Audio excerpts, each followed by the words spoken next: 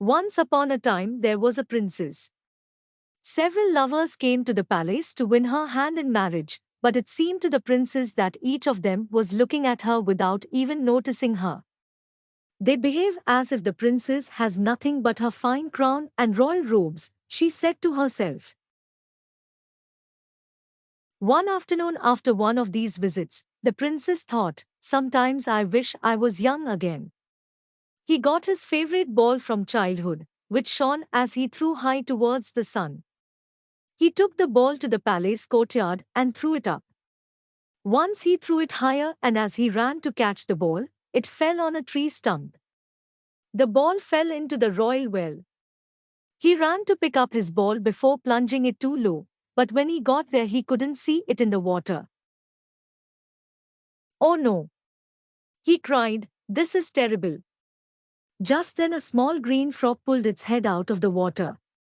Maybe I can help you, said the frog. Yes, said the princess. Please take my balls.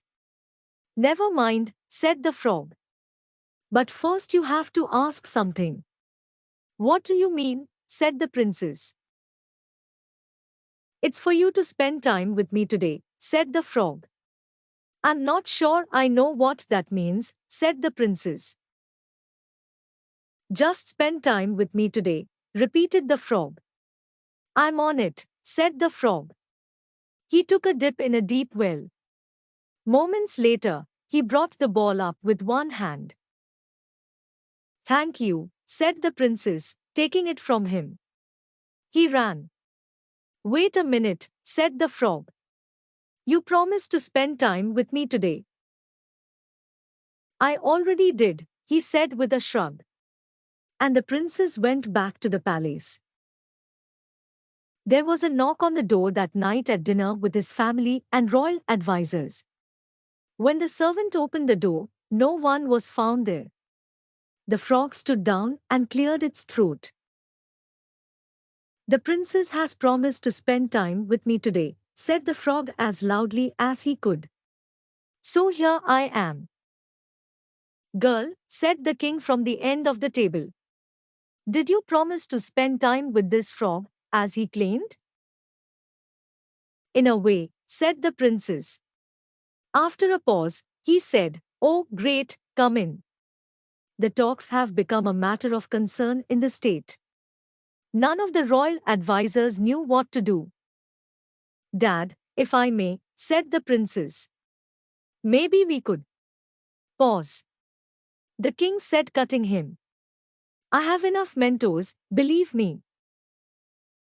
If maybe, said the frog, and for the first time he spoke at the table. There is more to a princess than her fine crown and kingly dress. The princess looked at the frog. How can this little frog more than anyone else understand such things? After dinner the frog bowed to the princess. He said, you did what you said. I think it's time for me to leave. Don't wait. It's not too late, said the princess. What about a walk in the garden? The frog was happy. They both passed through the royal garden, the frog jumping along the stone wall so that he and the princess were on the same level and could talk easily. He laughed at many things. Later, when the sun went down, he admired the deep pinkish-red color spread across the sky. You know, being with you tonight was a lot more fun than I thought, said the princess. I had a good time too, said the frog.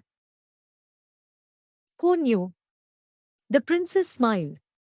He leaned over and kissed the frog lightly on the cheek. Suddenly clouds and smoke started rising. The little green frog has become a prince. The princess turned back in surprise, and who could blame her? Prince immediately told her not to worry, everything is fine. Years ago, an evil witch cast a spell on her that she should remain a frog until she is kissed by a princess. The witch smiled with an evil smile, it will ever happen. But it happened. Now prince and princess can get to know each other better. Years later, After their wedding, he created a beautiful setting for the ball and placed it on his royal dining table. And when the sun shone through the windows of the palace, the ball shone for all to see. If you liked the video, please hit the thumbs up and subscribe to our channel so don't miss the upcoming videos. Thanks all.